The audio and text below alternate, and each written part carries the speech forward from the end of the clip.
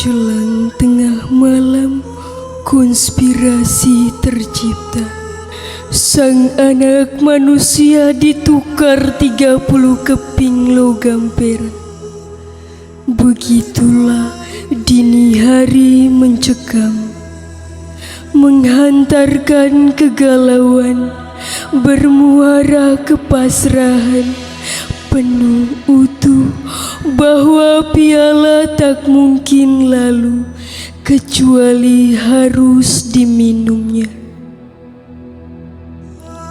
Waktu terus merambat, proses rekayasa semakin sempurna, sampai tiba saatnya dicambuk, tiba saatnya didera, tiba saatnya memanggul salib, tiba saatnya dipaku, tiba saatnya disalibkan, dan tiba saatnya meregang nyawa.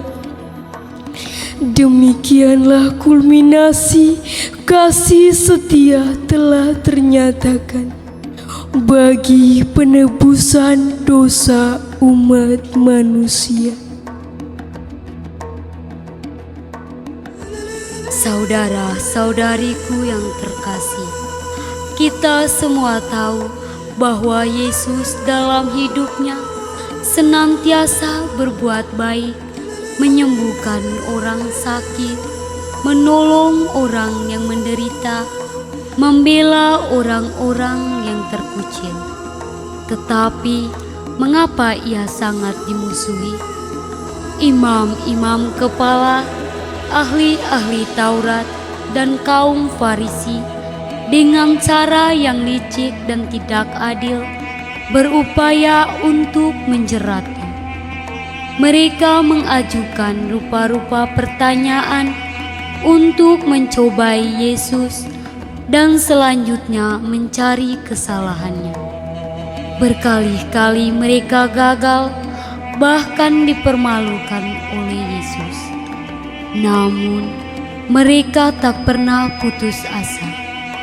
Akhirnya mereka mengadakan perundingan untuk mengenyahkan Dia.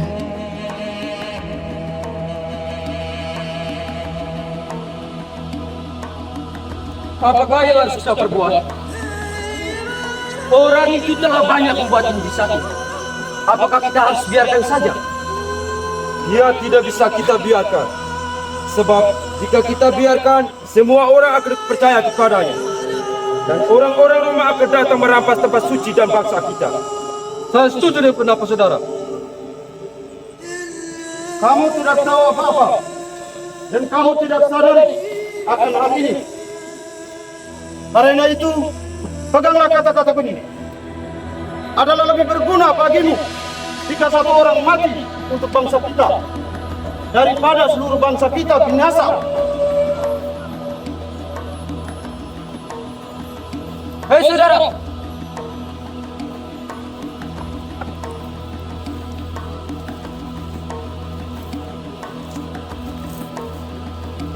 apakah saudara salah satu pengikut Yesus orang Nazaret itu? Benar, saya adalah salah satu dari Kristus. Apa maksudmu dengan bertanya demikian? Begini saudara, kami telah melihat dan mendengar bahwa guru itu sangat dikagumi oleh banyak orang. Kami ingin bertemu dengannya. Malah kalau engkau mau, kami akan membalinya. Bagaimana pendapat kalian saudara-saudaraku? Kami setuju dengan usulan itu. Baik. Berapakah yang harus kamu bayar kalau aku menyerahkan Yesus kepadamu? 30 keping perak.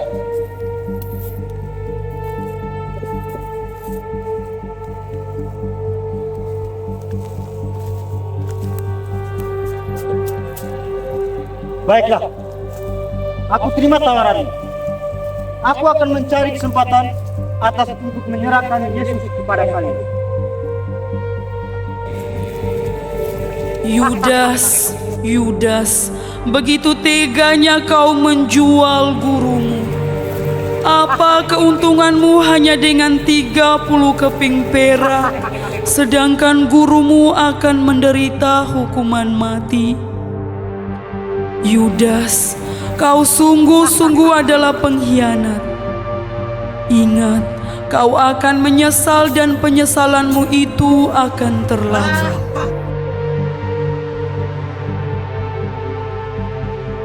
Setelah perjamuan Paskah, keluarlah Yesus dari ruang perjamuan bersama dengan murid-muridnya, dan mereka pergi ke seberang sungai Kidron. Di situ ada suatu taman. Yesus masuk ke taman itu dengan murid-muridnya untuk berdoa.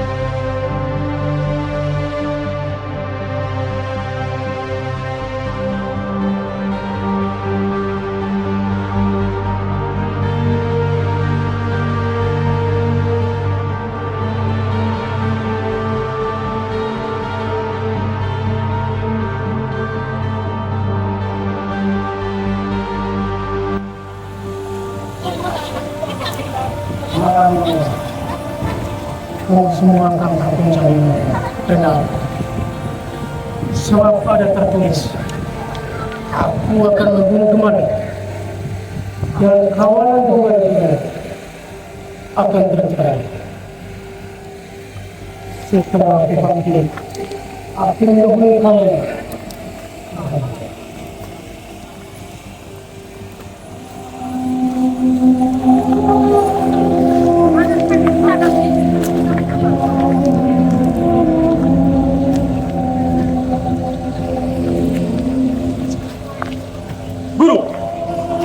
Biarpun mereka semua tergoncang imannya karena engkau, aku sekali-kali tidak.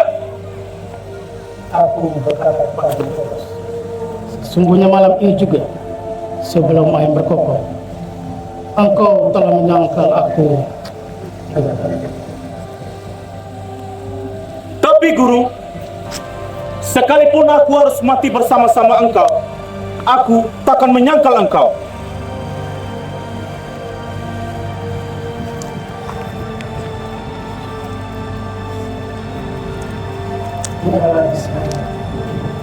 Berjaga-jaga.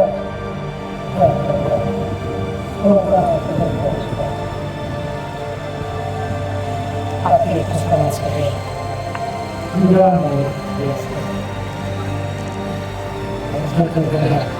Dan berdoa.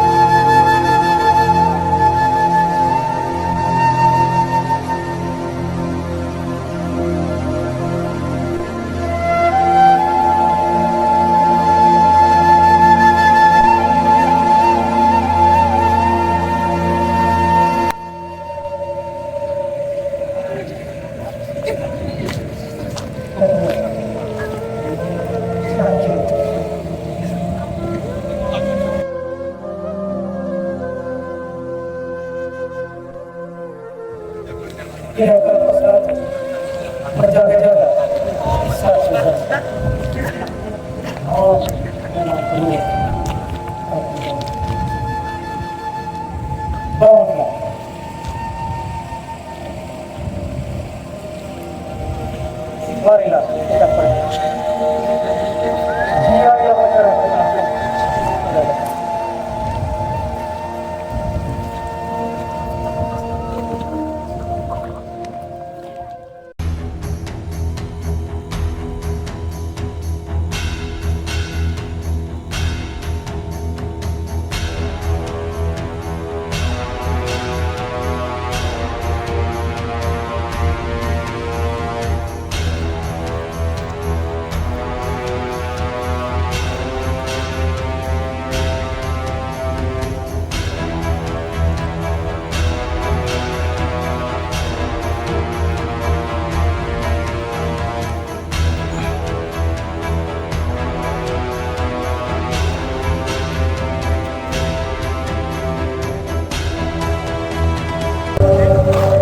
Ada apa Yudas? Yudas, berapa benar apa yang harus kamu? Rabi, hai teman, untuk ini kamu datang.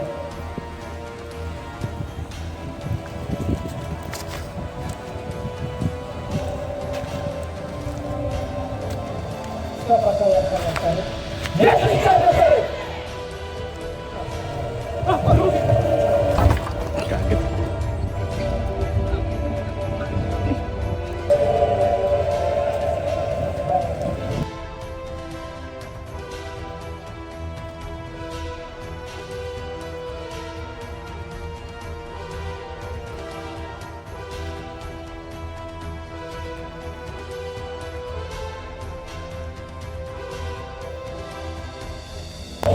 Siapakah yang kalian cari? Yes!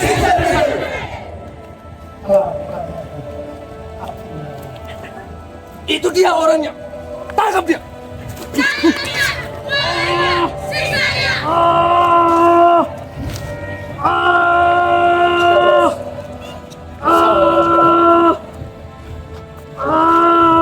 Orang yang hidup dengan pedang akan mati pula.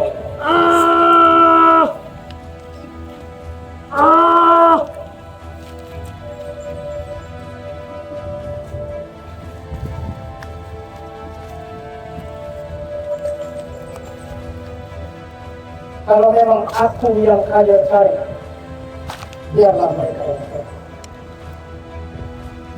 Rajuni! Tangkap dia! Ayo cepat! Ayo cepat! Ayo cepat!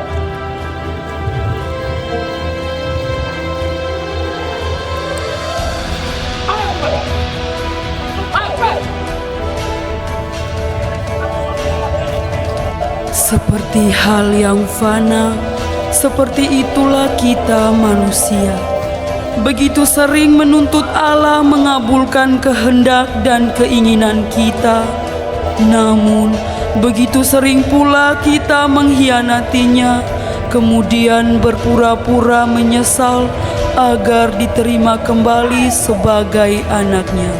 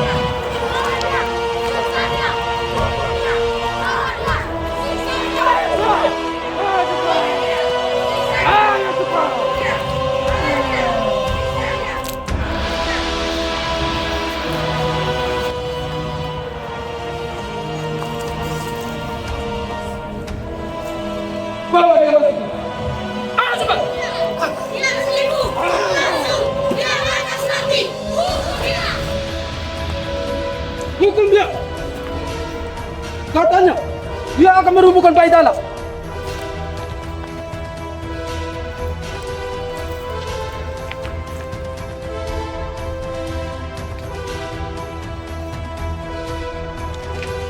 Benar yang mulia. Dia berjanji akan mendirikannya kembali dalam waktu 3 hari. Yang benar saja. Dia! Hukum dia! Dia mempunyai anak! Hukum! Hukum! Hukum dia! Tidakkah engkau memberi jawaban atas tuduhan-tuduhan dari saksi-saksi ini terhadap engkau? Apakah engkau Mesias, anak Allah? Aku lagi. Dan kamu akan melihat anak manusia sudah duduk di sisi kanan Allah Bapa. Apa?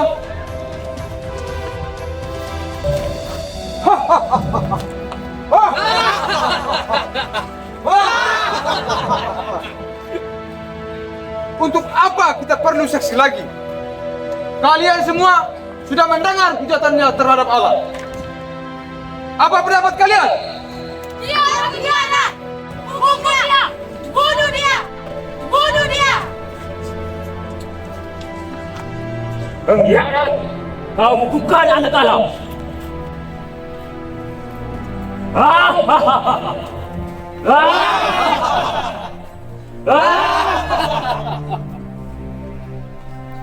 Bawa dia menghadap Pilatus. Bawa dia ke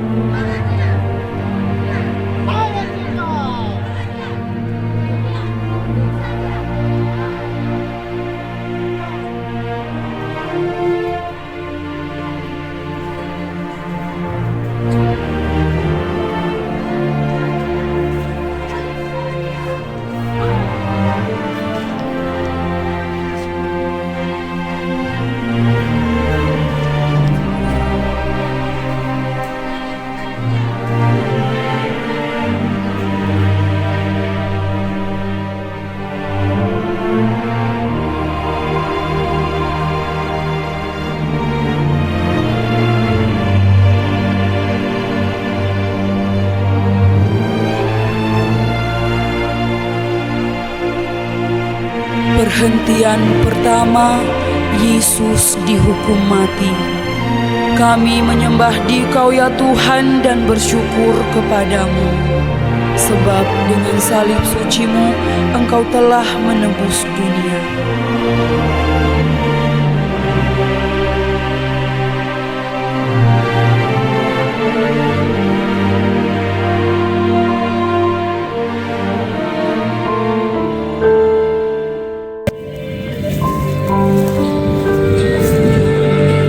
Lapor Tribun Marcellus. Tawanan siap untuk diadili.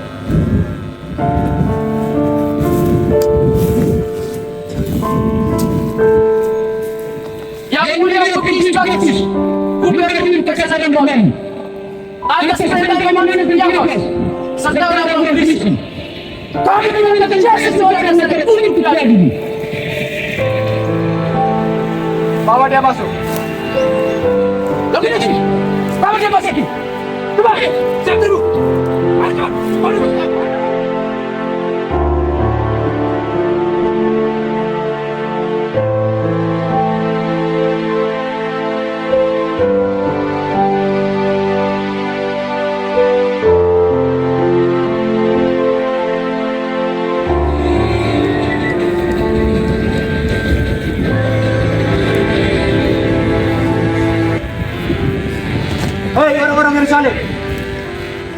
tuduhanmu terhadap orang itu? Dia melakukan penjahat. Kami tidak mendengarkannya kepadamu. Ambillah dia dan hakimilah dia menurut hukum Taurat itu. Tidak, tidak. Kami tidak boleh membunuh seseorang.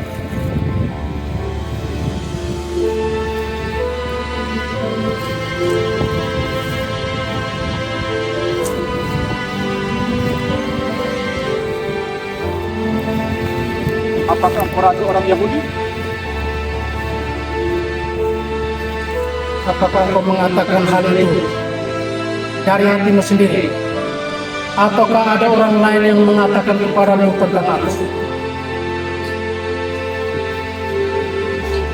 Apakah aku seorang Yahudi? Bangsamu sendiri dan iman-iman kepalamu lah yang telah menyerahkan engkau kepadaku. Apa yang sesungguhnya yang telah engkau perbuat? Kerajaanku bukan dari dunia ini. Jika kerajaanku dari dunia ini, pasti hamba-hambamu telah melawan supaya aku jangan diserahkan ke tangan orang ini. Akan tetapi kerajaanku bukan dari sini. Jadi engkau adalah raja? Engkau mengatakan bahwa aku benar.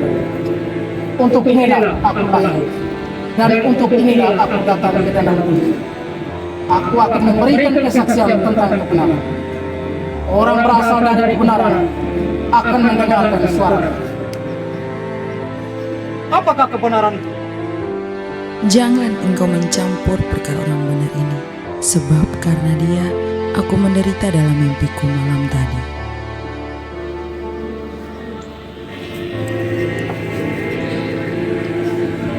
Baiklah. Sesungguhnya aku tidak menemukan kesalahan apapun padanya. Akan tetapi, sesuai tradisi, aku akan membebaskan tawanan bagimu. Maukah kalian aku membebas raja orang Yahudi ini bagimu? Jangan dia, melainkan berapa? Ya, ya. Bebaskan Barabbas demi aku itu.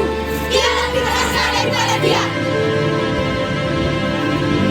Sekali lagi kutanya, manakah yang kalian pilih? Orang ini atau Barabbas? Bebaskan Barabbas. Bebaskan Barabbas. Marcelus, siksa dia dan bebaskan Barabbas. Tuhan padaku. Jangan diuji. Kita diuji. Kerjakan. Siap-siap.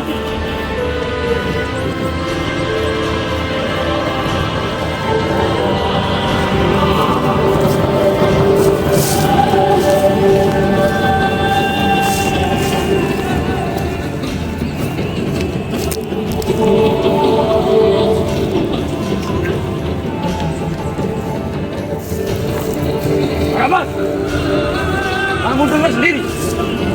Hari ini kamu bebas. Prajurit, lepaskan Barabbas.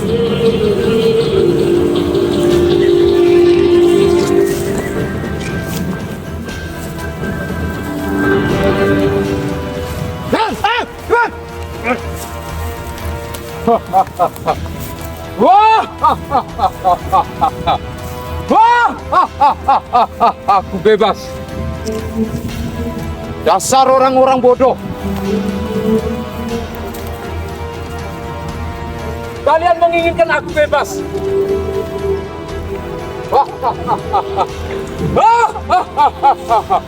Kalian tidak takut. Aku akan membunuh dan mencuri harta kalian.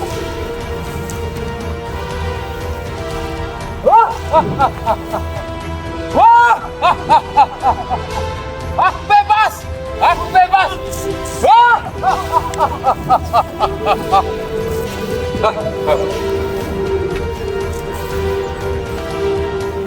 Kamu rasakan sendiri betapa kejamnya hukuman orang-orang ini.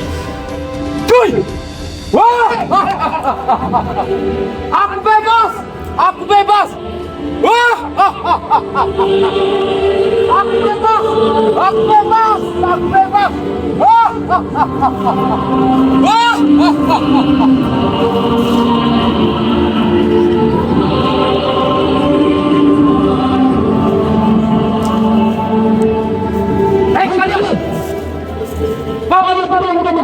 saja kebenarannya kembali.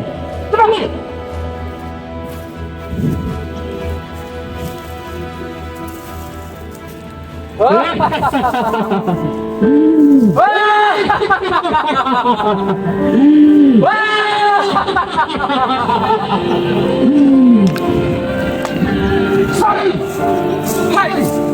Raja, orang yang cuy.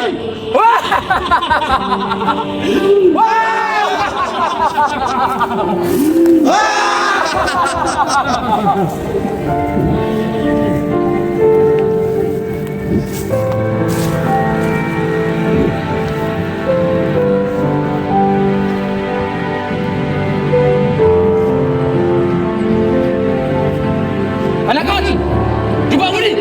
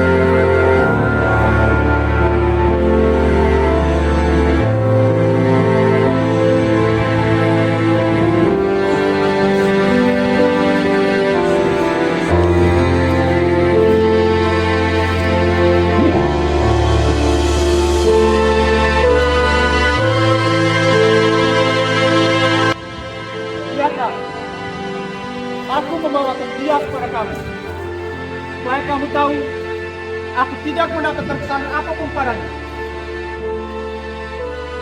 Kami menginginkan ini.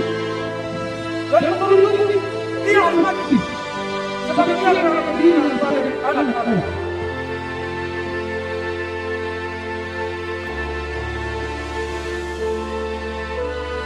Benar yang mulia. Jika Tuhan membebaskan dia, Tuhan bukanlah sahabat Kaisar.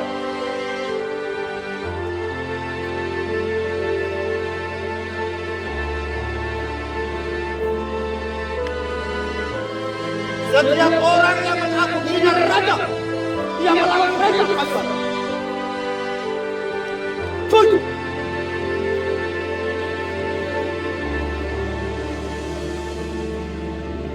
Inilah rajamu. Ayah, dia bukan raja kami. Salibkan dia, salibkan dia.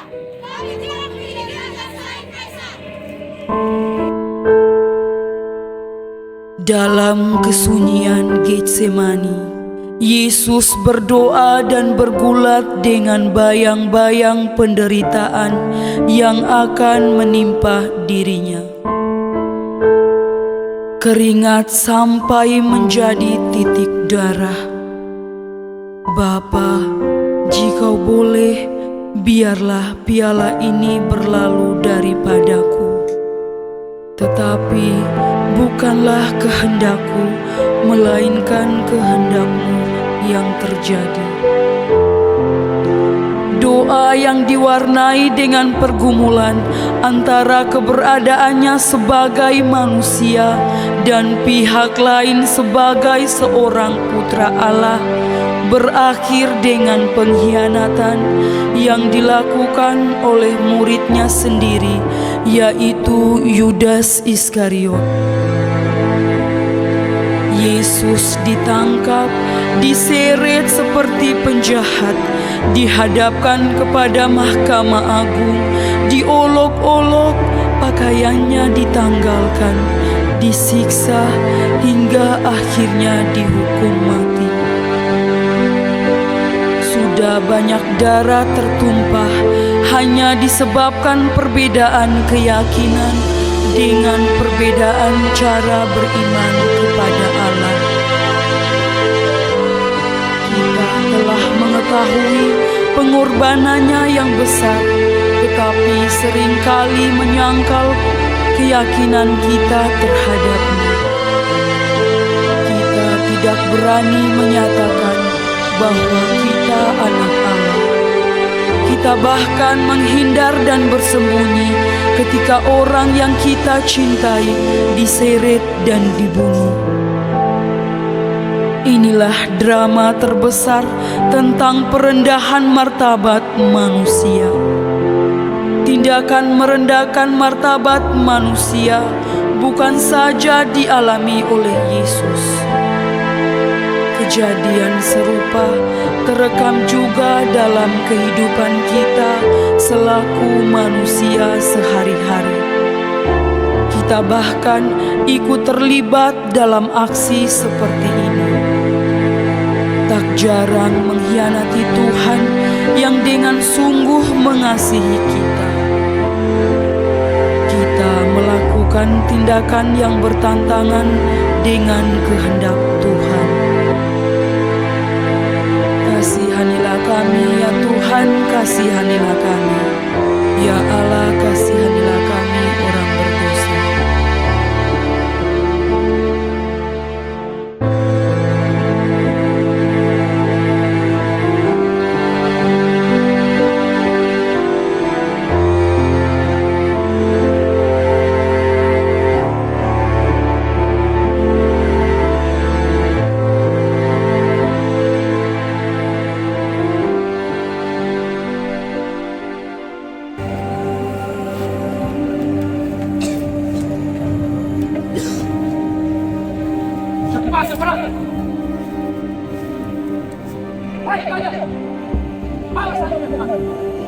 Salibkan dia, salibkan dia. Bunuh dia di kota.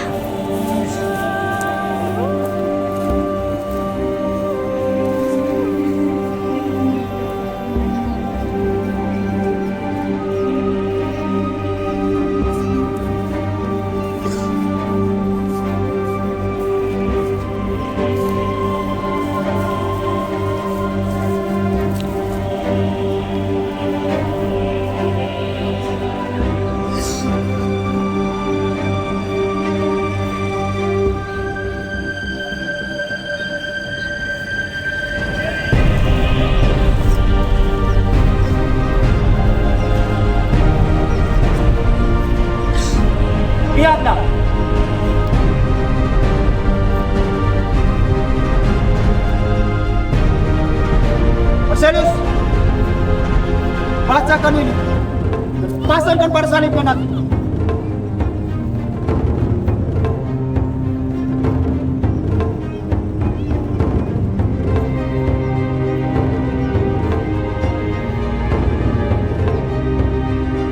Yesus, orang Nazaret, Raja orang Yahudi.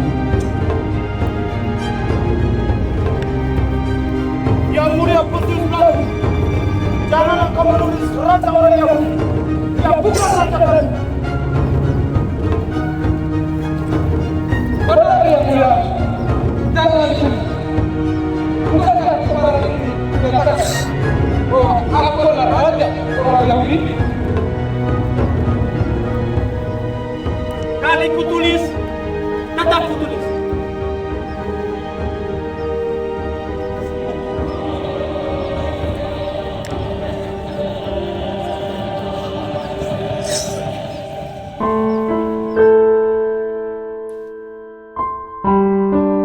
Perhentian kedua, Yesus memanggul salib.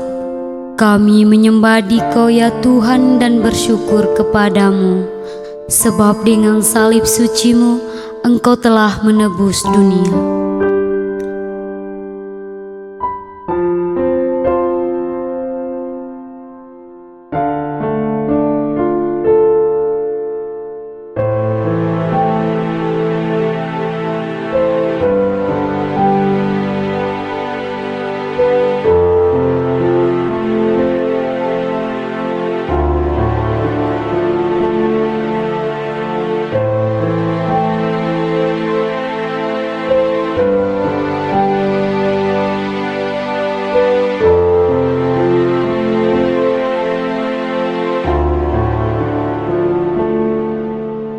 Mati di kayu salib adalah hukuman bagi seorang penjahat pada zaman itu.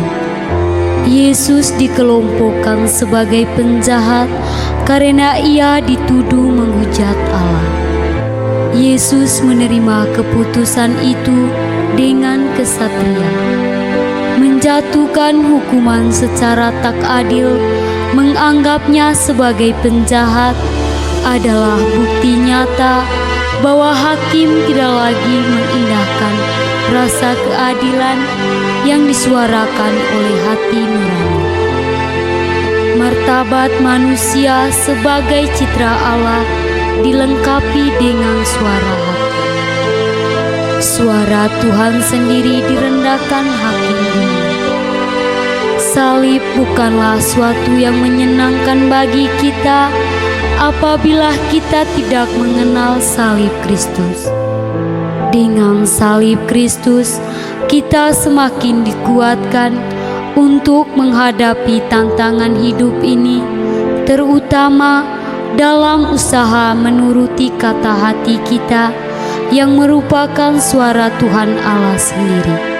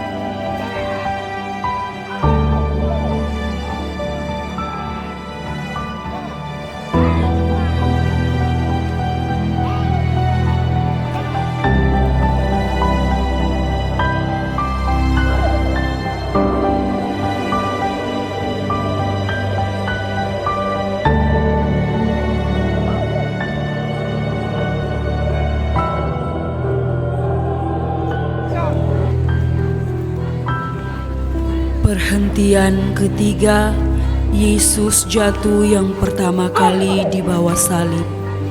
Kami menyembah Dikau ya Tuhan dan bersyukur kepadamu, sebab dengan salib suci-Mu Engkau telah menebus dunia.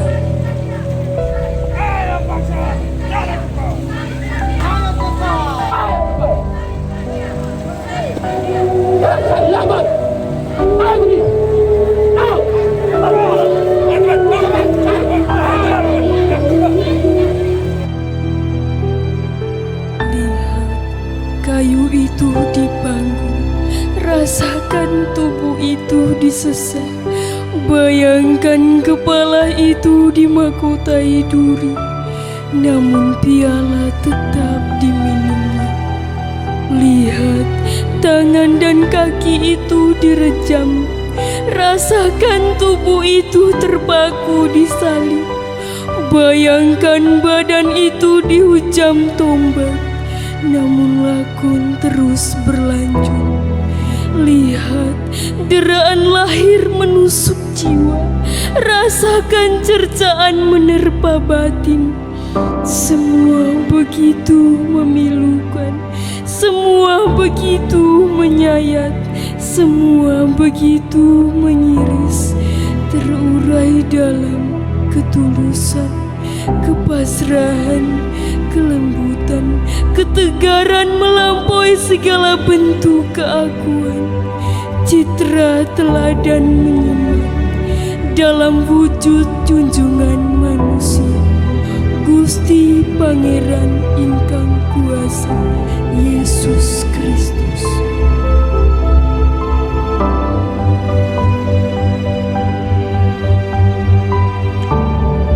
Beban berat salib yang dipikulnya dan jalan yang tidak rata membuat Yesus menjadi amat lelah.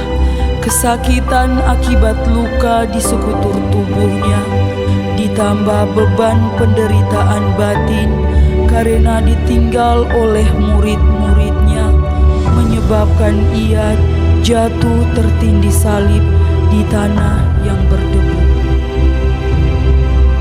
Betapa beratnya dosa manusia yang harus ditanggung Yesus.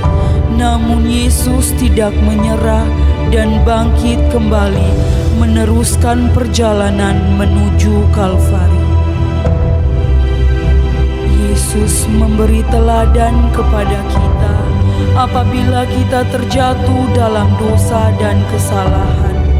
Maka kita pun harus bangkit kembali untuk meneruskan perjalanan kita menuju kepada Bapa.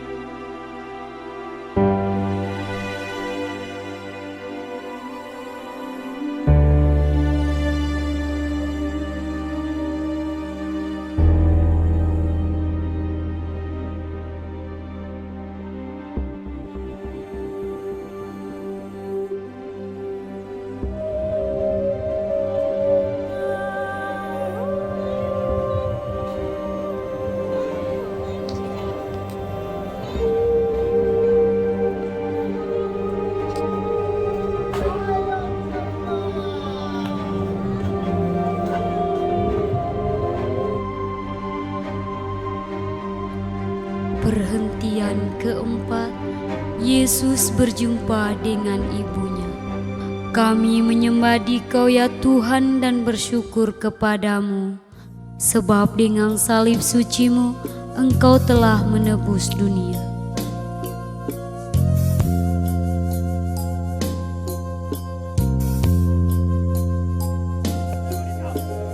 Apa kau? Minggir pada bawah. Adeus, saya bukan padamu. Biarkan kepala ini bersama ibu nak untuk ke depan.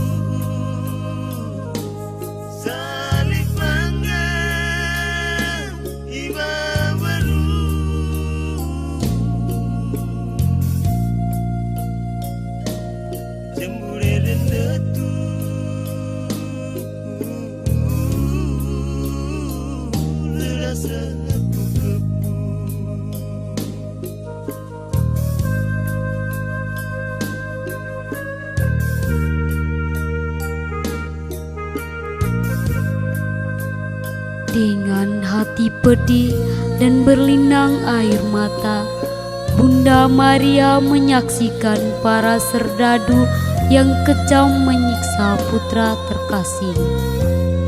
Hati ibu mana yang tidak remuk redam, manakala menyaksikan anaknya menderita sedemikian hebat. Namun Bunda Maria dengan tabah dan setia turut serta menanggung penderitaan bersama Yesus dan menyimpang segala kekalutannya sendiri. Kesetiaan Bunda Maria yang selalu berada di samping Yesus memberikan kekuatan baru untuk terus berjalan bersama pada jalan salib ini. Setia pada orang yang berkuasa jauh lebih mudah daripada setia kepada orang yang lemah dan dimusuhi banyak orang. Kesetiaan Bunda Maria pada penderitaan Kristus ini menjadi teladan bagi kita agar menjadi sesama yang setia dan ikut menderita dengan orang yang dimusuhi banyak orang.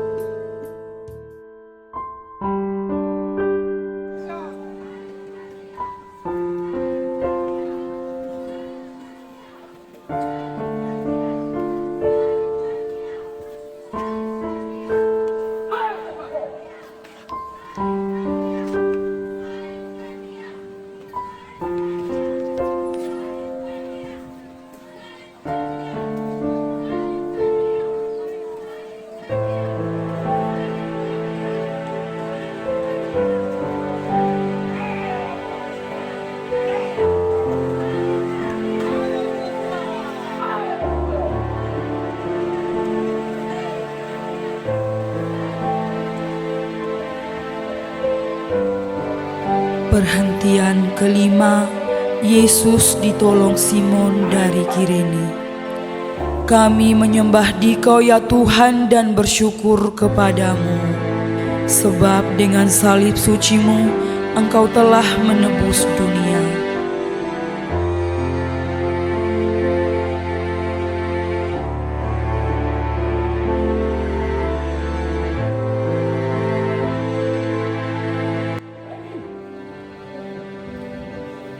bergabung. Dia berlama. Dia beristirahat. Agar tidak mati sebelum tiba di Golgota.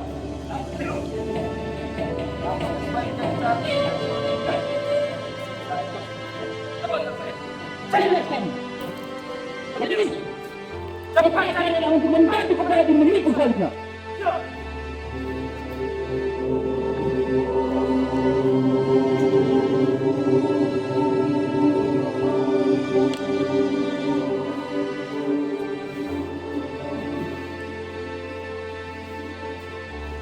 Hei, kau! Siapakah namamu? Ampun Tuhan, ampun. Hamba Simon dan ini anak-anak hamba, Nicholas dan Arce. Kami hendak pulang ke Kirene. Adakah hamba bersalah Tuhan? Hamba telah membayar pajak dan berlaku baik. Hamba sama sekali tidak melakukan hal buruk Tuhan. Banyak omong kau. Cepat, bantu kepada itu untuk memikul salibnya. Ayo, cepat. Cepat. Kalian berhenti di sini. Cepat, tidak bersalibnya.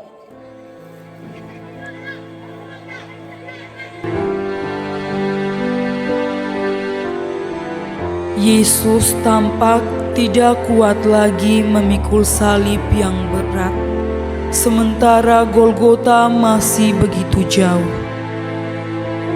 Para serdadu menemukan Simon dari Kirene, seorang petani yang sedang dalam perjalanan pulang bersama anak-anaknya. Mereka menahan dia untuk menggantikan Yesus sementara memikul salib. Pertolongan yang dilakukan Simon dari Kirene memberikan rasa lega yang cukup bagi Yesus, meskipun dipaksa oleh para serdadu. Terkadang kita tidak berani menyelesaikan tanggung jawab kita dan melimpahkan beban kita begitu saja kepada orang lain, seperti para serdadu yang memiliki tugas menyalibkan Yesus. Dengan seenaknya menunjukkan orang lain untuk memikul tanggung jawab tersebut. Tak jarang kita juga tidak mampu bersikap seperti Simon dari Kirene yang dengan penuh kerelaan bersedia menanggung kesengsaraan bersama Yesus. Betapapun kecil bantuan yang kita berikan, hendaklah kita tetap berusaha melakukannya, karena kita tidak pernah menyadari bahwa bantuan tersebut memiliki makna yang besar bagi orang yang kita perhatikan.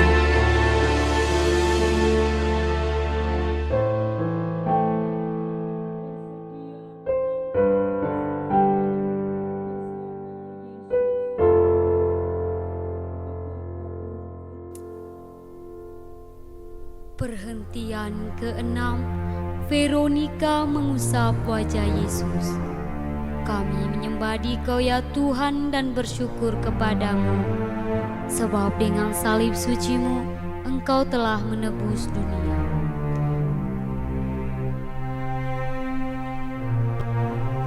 Hai wanita, apa kau? Minggir pada bawah.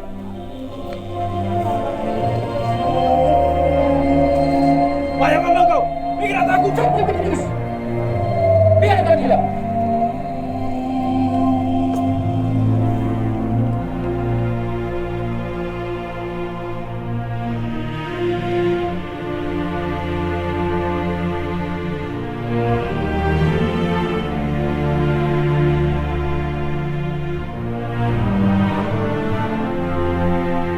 Darah, keringat dan debu menghiasi wajah Yesus.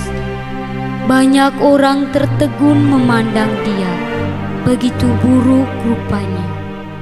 Tidak seperti manusia lagi, dan tampaknya tidak seperti anak manusia lagi. Ia sangat dihina, sehingga orang menutup muka terhadapnya, dan bagi kita pun tidak masuk hitungan. Layaknya seorang wanita, Veronika memiliki kepekaan yang tinggi terhadap penderitaan Yesus. Dengan segenap keberaniannya, ia berani menerobos keramaian dan menghampiri Yesus untuk mengusap wajahnya yang penuh dengan kotoran dan darah. Dengan tindakan yang sederhana, Veronika menunjukkan kepada kita agar tidak menutup mata terhadap penderitaan yang terdapat di sekeliling kita. Hendaklah kita dengan berani dan tekad yang murni membantu dan memberi penghiburan kepada mereka yang membutuhkan.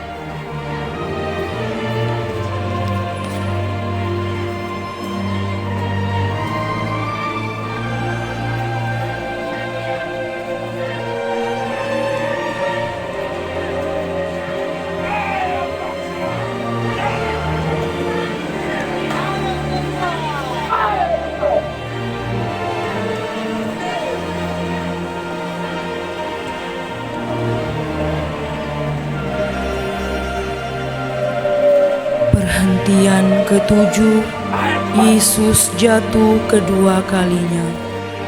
Kami menyembah Dikau ya Tuhan dan bersyukur kepadamu, sebab dengan salib suci-Mu Engkau telah menebus dunia.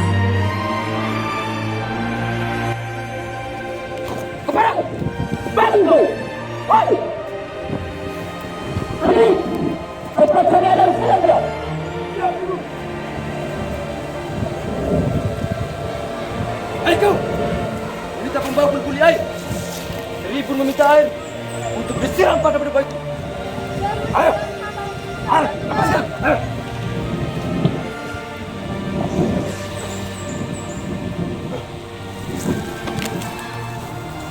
Ayo kau, ayo cepat bangun. Ayo, cepat. Talimu sudah menantimu. Ayo. Meskipun telah ditolong Simon dari Kirene dan wajahnya telah dibersihkan oleh Veronika, tubuh Yesus sudah terlampau lemah untuk menanggung beban salib di cuaca yang panas terik. Yesus terjatuh untuk kedua kalinya. Tenaganya sungguh terkuras. Yesus harus menanggung perlawanan gencar lawan-lawannya, menyaksikan sendiri penyangkalan Petrus yang ia kasihi, dan merasakan buah pengkhianatan Yudas. Ia mendengar dengan telinganya suara orang yang dulu diajarinya berteriak, menghujat, dan meminta ia disalibkan. Beban yang ia pikul sungguh berat, beban yang serupa juga ada di tengah kita. Aksi penyangkalan dan pengkhianatan, penolakan atas kehadiran pembawa kebenaran, tindakan main hakim sendiri, dan masih banyak lagi. Beban salib yang menindihnya tidak membuat Yesus menyerah, melainkan ia bangkit berdiri dan berjalan lagi. Yesus telah memberi teladan kepada kita untuk berani bangkit dari kegagalan dan keterpurukan dan terus berusaha.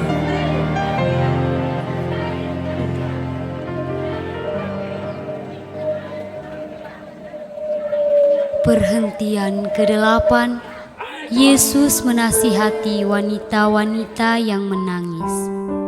Kami menyembah Dikau ya Tuhan dan bersyukur kepadamu, sebab dengan salib suci-Mu Engkau telah menebus dunia.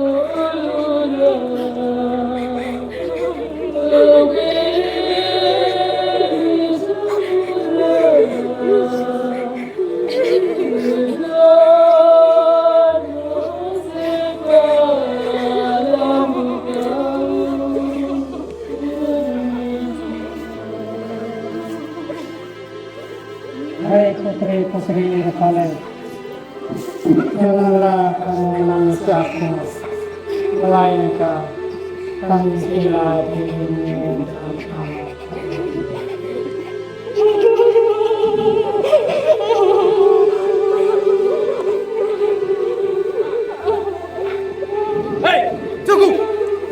wanita-wanita tidak tahu diuntung. Tidakkah kalian mendengar? Syarat ini mengatakan, pulanglah, tangisinlah dirimu dan anak-anak. Jikalau memang kalian mau mengikuti dia, ikutilah dan jangan berteriak. Amin. Amin. Adalah wanita-wanita Yerusalem yang begitu menaruh ibah dan menangis untuk Yesus. Mereka yang diadili oleh hati nurani, yang menuntut untuk kembali kepada kodratnya sebagai pembawa kasih dan kehangatan. Dalam kondisi sangat menyedihkan ini, Yesus masih sempat membalas keprihatinan para kaum wanita dengan menasihati mereka. Turut menangis dan bersedih bersama orang yang sedang menderita, menunjukkan kepedulian dan rasa kasih sayang kita. Namun alangkah baiknya jika kita memberikan bantuan yang dibutuhkan melalui tindakan yang nyata, bukan hanya sekedar tangisan dan keluhan yang justru tidak mengobati penderitaannya.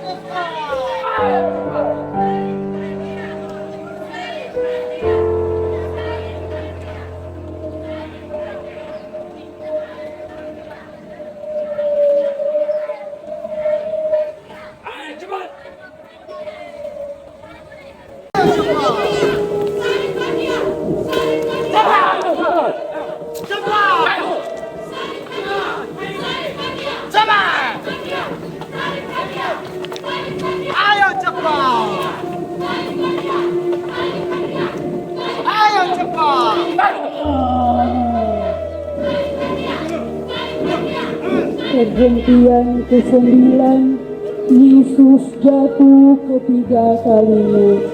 Kami menyembah Dikau ya Tuhan dan bersyukur kepadamu.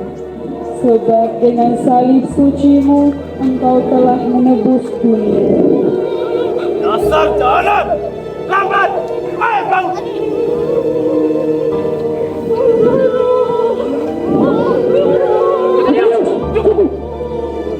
Apa kamu telah ingatkan? Jangan sampai pada bini mati di dalam. Pekerjaan kita akan menipu karena kelakuanmu. Saya dia. Dan kalian berikan tertanam, itu pun kalian.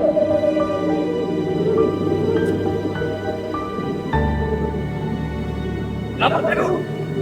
Ia sangat tua. Baik. Alam saja.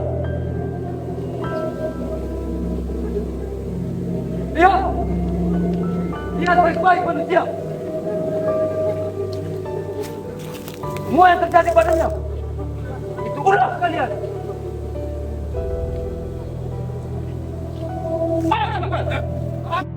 Puncak Golgota begitu terik, jalan menanjak. Yesus telah kehabisan tenaga karena salib yang berat. Ia terjatuh, tersungkur untuk ketiga kalinya.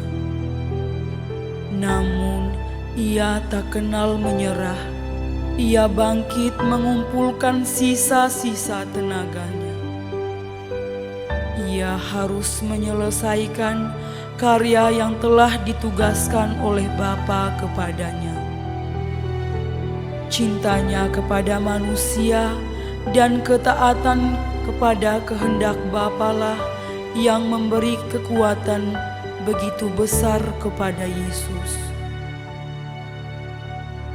Beban Yesus akan semakin besar jika kita manusia terus terjatuh dalam dosa dan kesalahan yang sama. Setiap perhentian di jalan salib ini adalah lambang dari sebuah ketaatan dan pengosongan diri. Saat Yesus jatuh untuk ketiga kalinya, kita menyaksikan betapa besar cintanya kepada kita. ketika Ia bangun dan berjalan lagi, kita dapat mengukur betapa luar biasa niatnya untuk menyelesaikan karya keselamatan ini. Allah sudah lebih dulu mencintai dan mengasihi kita. Apakah balasan kita terhadap cinta Allah ini bagi sesama yang berada di sekitar kita, khususnya yang miskin dan menderita, berbeda agama dan keyakinan, berbeda prinsip hidup, dan mungkin adalah lawan politik kita?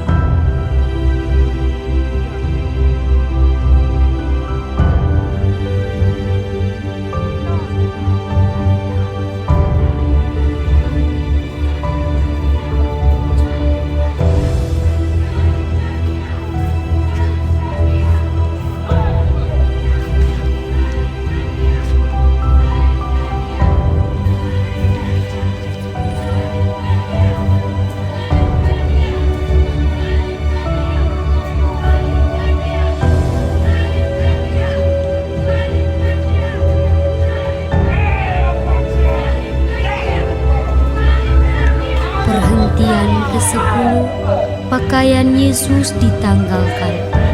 Kami menyembah Dikau ya Tuhan dan bersyukur kepadamu, sebab dengan salib suci-Mu Engkau telah menebus bumi.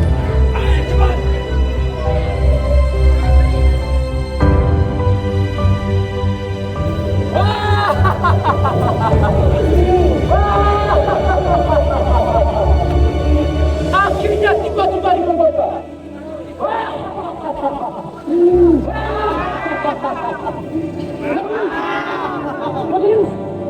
Lepas menjaga tugas kalian. Hei, kalian, cepat! Tanggalkan batu dan semua semuanya. Hei, Cepat. Ayo cepat.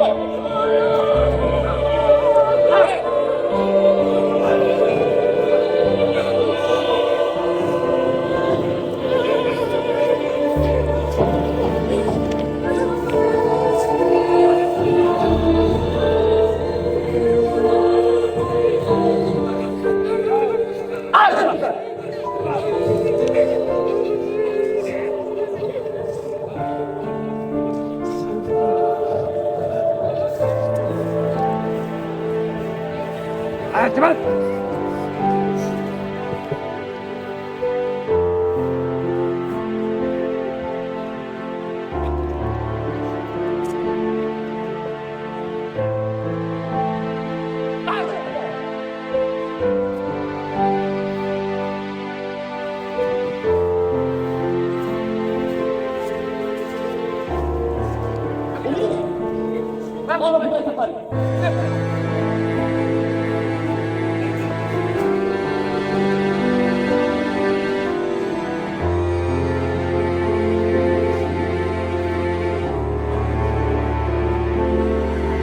Ada tentang bisnis dan juga bumi.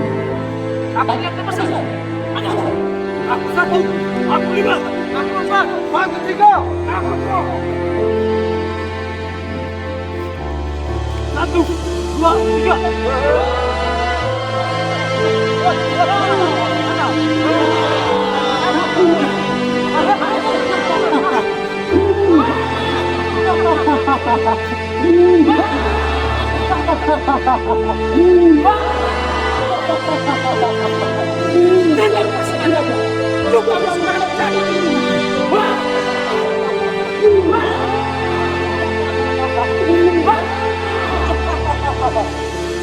Yesus sungguh-sungguh menyerahkan diri dan berkorban sepenuhnya.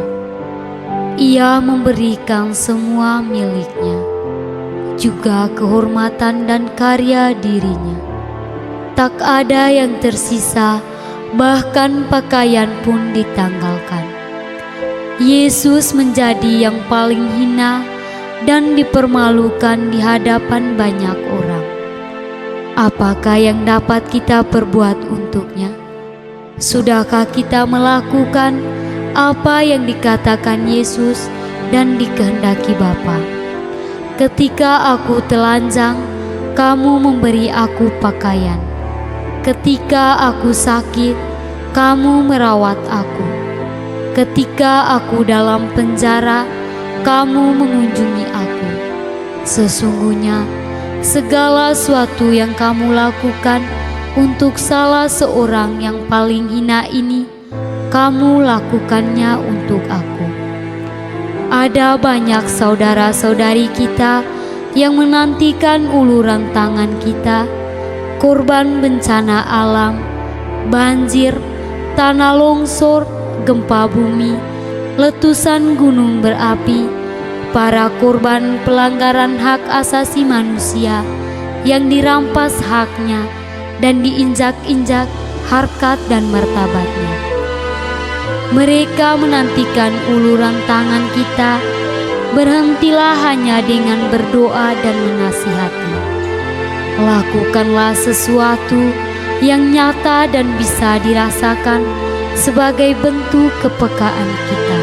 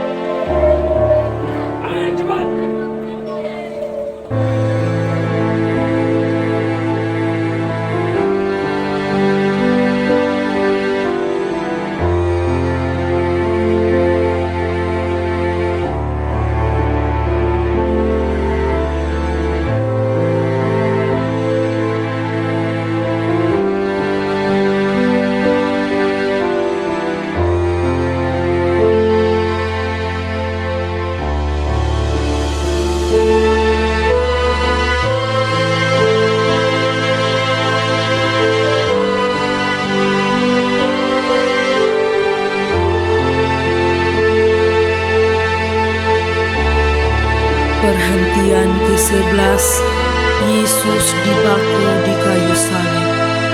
Kami menyembah Dikau ya Tuhan dan bersyukur kepadamu. Sebab dengan salib suci-Mu, Engkau telah menebus dunia.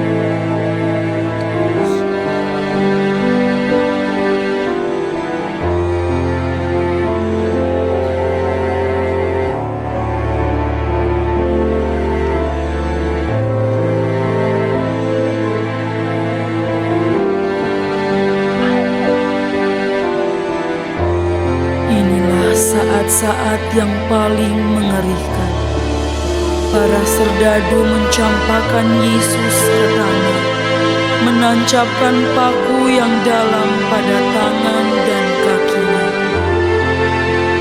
Dalam kesakitannya, Yesus masih sempat mendoakan dan memberikan pengampunan bagi mereka yang telah menghukum Dia.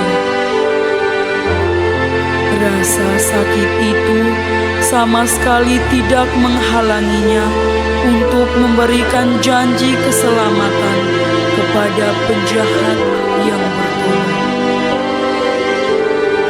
Penderitaan merupakan bagian dari hidup manusia. Akan tetapi, masih ada orang yang tega menambah penderitaan orang lain dengan hasutan, fitnaan, dan lain sebagainya.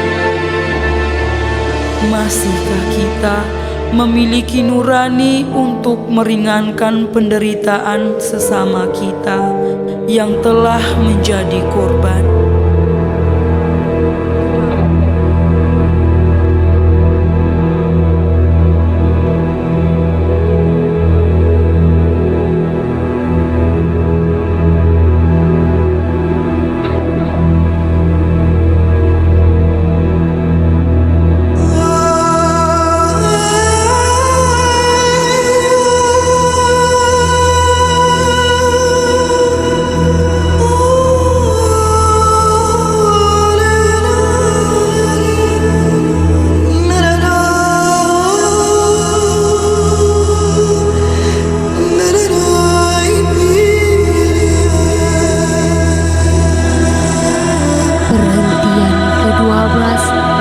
Yesus wafat di kayu salib.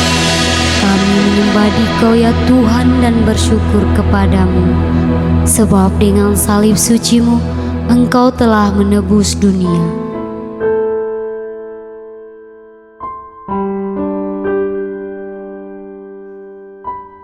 Bukankah Engkau Kristus? Selamatkanlah dirimu dan kami. Tidakkah engkau takut juga tidak kepada Allah? Kita layak dihukum, tetapi orang ini ia tidak melakukan kesalahan apapun. Yesus, ingatlah akan aku apabila Engkau datang sebagai Raja. Aku berkata kepadamu, sesungguhnya hari ini juga engkau akan bersama-sama dengan aku di dalam Firdaus.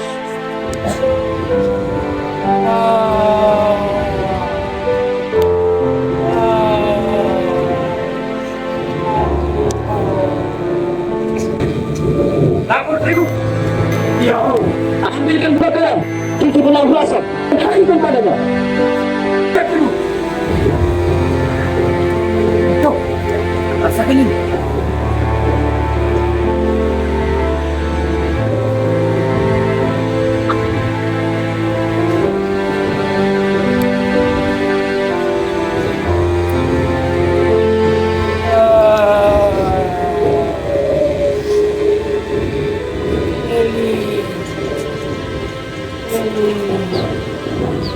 Lama sabarkan. Anakku, mengapa engkau meninggal?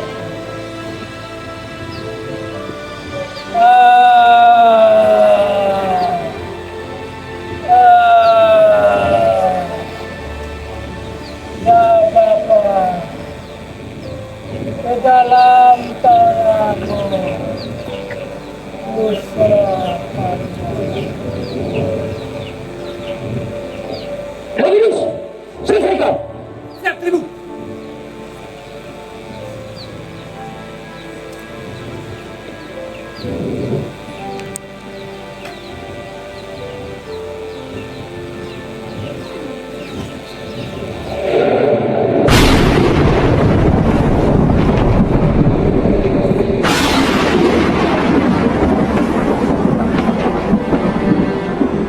Sungguh, orang ini anak Allah. diri pada suasana alam, sunyi meraja, sepi mencekam, menghantarkan aura kontemplasi. Sambil bertelut kusuk, jiwa tertunduk, terampuh dalam alungan, kepala yang berdarah, tertunduk sedih penuh dengan sengsara dan luka yang pedih. Duh Gusti Kaula, duh Yesus, duh Sang Anak Manusia, tiada henti Dikau menyentuh membelai, meminggirkan pamrih, menepikan balas jasa. Meski mahkota duri menghina harkat-Mu, Kau patut ku kagumi. Terima hormatku, terimalah, karena itu yang hanya Diri-Mu.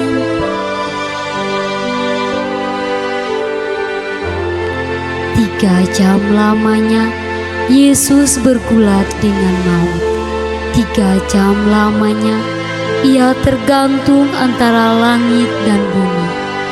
Kesepian sungguh merasuknya saat itu.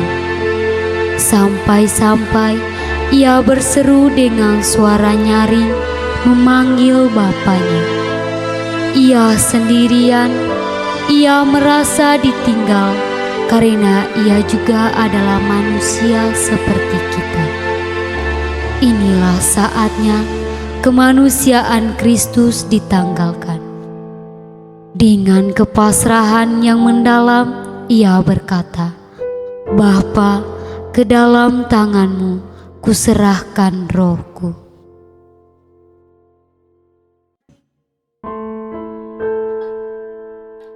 Perhentian ke-13, Yesus diturunkan dari salib. Kami menyembah Dikau ya Tuhan dan bersyukur kepadamu, sebab dengan salib suci-Mu Engkau telah menebus dunia.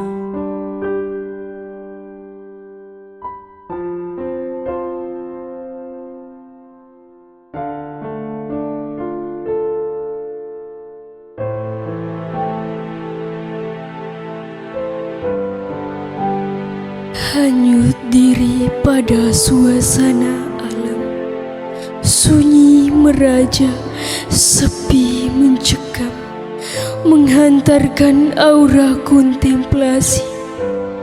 Sambil bertelut kusuk, jiwa tertunduk, terampuh dalam alungan, kepala yang berdarah, tertunduk sedih penuh dengan sengsara dan luka yang pedih. Duh Gusti Kaula, duh Yesus, duh Sang Anak Manusia, tiada henti Dikau menyentuh membelai, meminggirkan pamrih, menepikan balas jasa.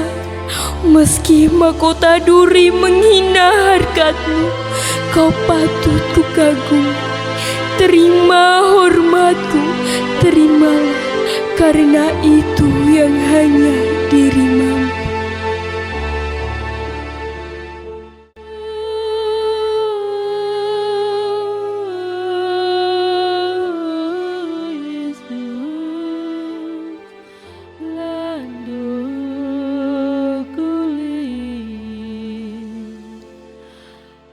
Aku menyerahkan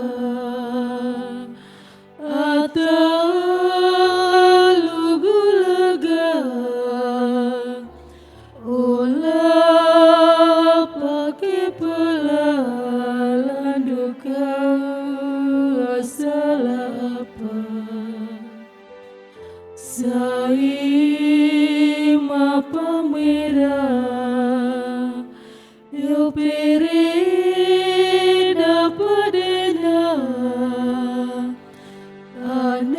anaria bewa elekote siwi sileva.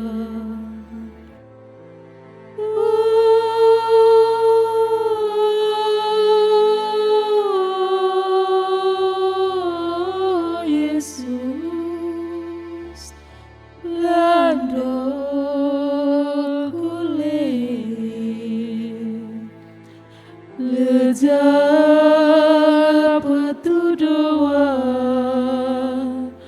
lele pagutoka rabere borata urasi masa dosa Benggo pati Teo lekasali dosa bitaraki mamae pililai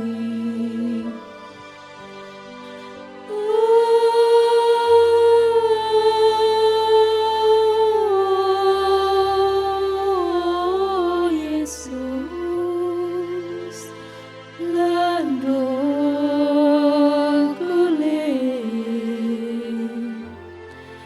tengu kau lengu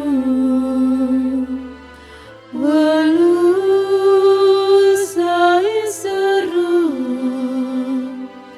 aku beatikaku walu anak mahu embun. Dalam keadaan tak lagi bernyawa, Yesus tergantung di kayu salib.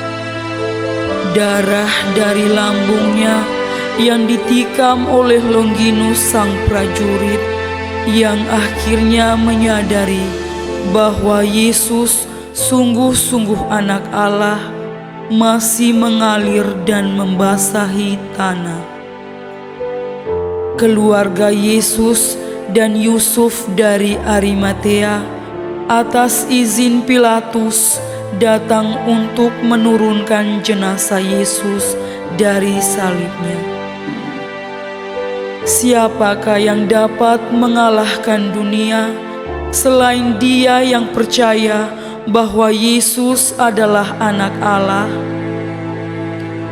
Inilah Dia yang telah datang dengan air dan darah.